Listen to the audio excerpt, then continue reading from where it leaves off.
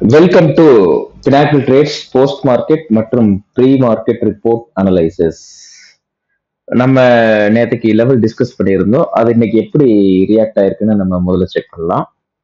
First பாத்தீங்கன்னா இன்னைக்கு மார்னிங்கோட இன்னைக்கு ஓப்பன் பிரைஸ் பாத்தீங்கன்னா எக்ஸாக்டா 24,828 மார்க்கெட் ஓப்பன் ஆயிருந்தது. அப்ப நம்மளோட செல்புல எங்க சொல்லியிருந்தோம்னா ஃபர்ஸ்ட் செல்புல தான் ஸ்டேபிள் ஆச்சு. 24,814க்கு கீழே செல் சொல்லியிருந்தோம். ஸோ அந்த என்ட்ரி தான் இந்த செல் சிக்னல் விழுந்திருக்குது. அதோட ரீடெஸ்ட்மெண்ட் என்ட்ரியும் இந்த என்ட்ரி தான்.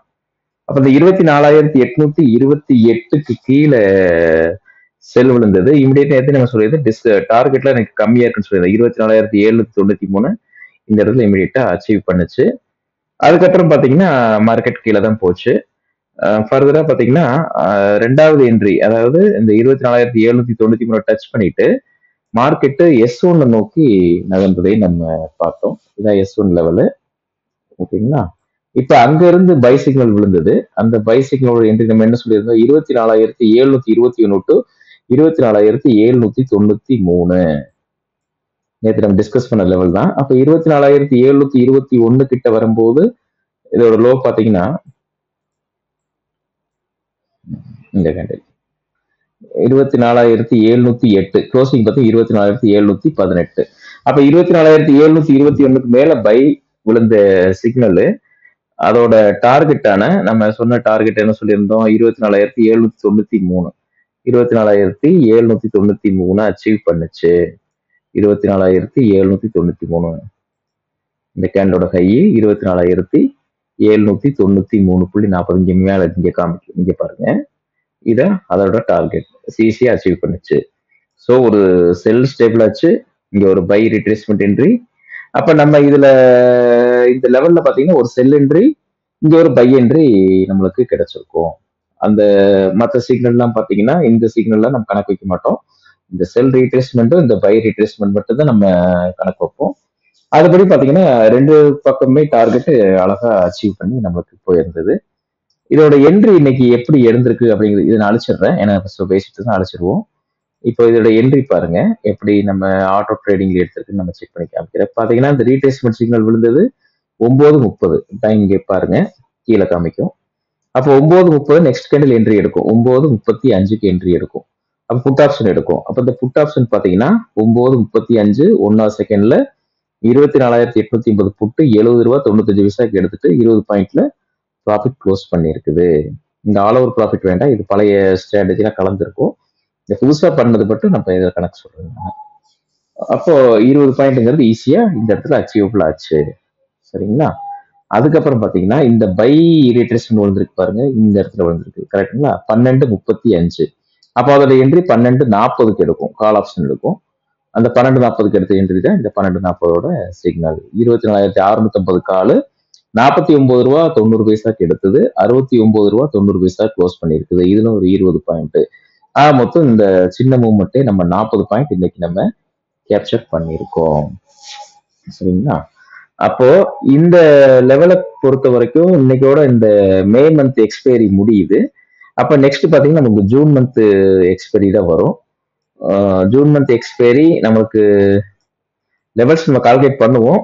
இது ஃபர்ஸ்ட் மந்த், அதாவது மந்த் அடுத்த மந்த்துக்கு எப்படி ரியாக்ட் ஆகுங்கிறத நம்ம நாளைக்கு நம்ம போஸ்ட் மார்க்கெட் ரிப்போர்ட்டை செக் பண்ணிக்கலாம்.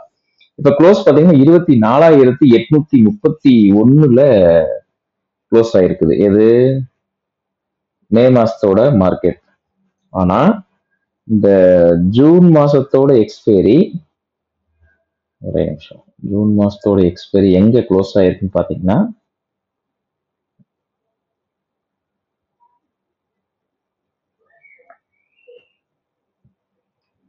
அது 24,965 க்ளோஸ் ஆயிருக்குது. ஆல்மோஸ்ட் இங்க இருந்து 160 பாயிண்ட் டிஃபரெண்ட்ல இருக்குது.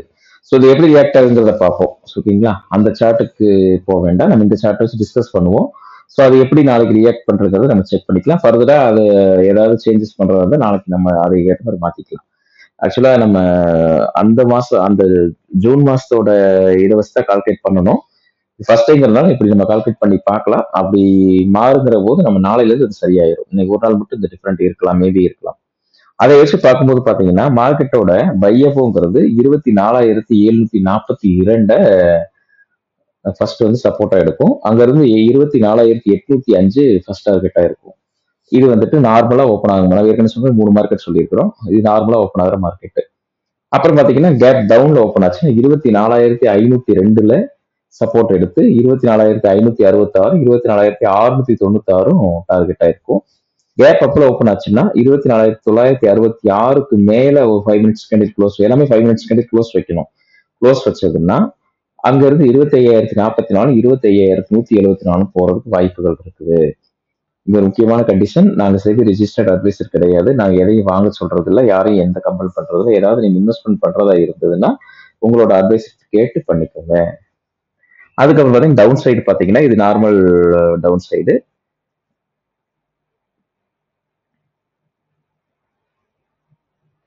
$24,920 கீழே ஒரு 5 மினிட்ஸ் கேண்டில் க்ளோஸ் வச்சதுன்னா அதோட டார்கெட் 24,805. சப்போஸ் கேப் அப்ல ஓப்பன் ஆகி அங்க இருந்ததுன்னா 25,160 ரெசிஸ்டன்ஸ் ரியாக்ட் ஆகி அங்க இருந்து ரிட்டர்ன் ஆகிற மார்க்கெட் 25,044ஐயும் 24,965ஐயும் டச் பண்ணும்.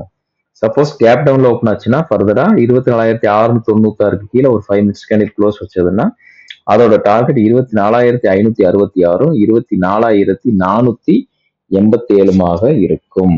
இதுதான் நாளைக்கோட லெவல். நாளைக்கு புது எக்ஸ்பைரி. ஸோ இந்த லெவல் எந்த அளவுக்கு ஒர்க் அவுட் ஆகுறதையும் பார்ப்போம்.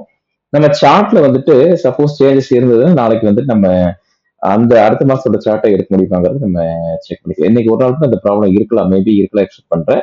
நாளைக்கு எப்படி ரியாக்ட் ஆகுங்கிறத பார்க்கலாம். ஓகேங்களா? கண்டினியூ வாட்ச் பண்ணுங்க. வீடியோ தெரிஞ்சவங்களுக்கு ஷேர் பண்ணுங்க, சப்ஸ்கிரைப் பண்ணுங்க. ஏதாவது டவுட்னா நீங்க எங்கிட்ட மெசேஜ் போடலாம், நம்ம கிளியர் பண்ணிக்கலாம். தேங்க்யூங்க.